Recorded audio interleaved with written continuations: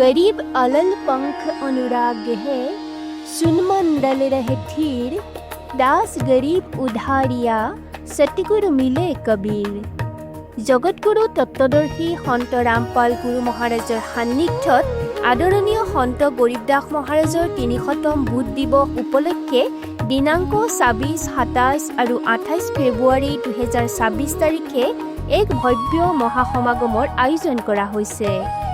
এই পবিত্ৰ অৱসৰত আদৰণীয় সন্ত গৰীবদাস মহাৰাজৰ অমৰ বাণীৰ অখণ্ড পাঠ, বিশাল ভোজ, বিশাল সৎসংগ, যৌতুকমুক্ত বিবাহ, ৰক্তদান শিবিৰ, আধ্যাত্মিক প্ৰদৰ্শনীৰ দৰে কেইবাটাও ভব্য কাৰ্যক্ৰম হ'ব, য'ত আপোনালোক সকলোকে সপৰিয়ালে সাদৰেৰে আমন্ত্ৰণ জনোৱা হৈছে।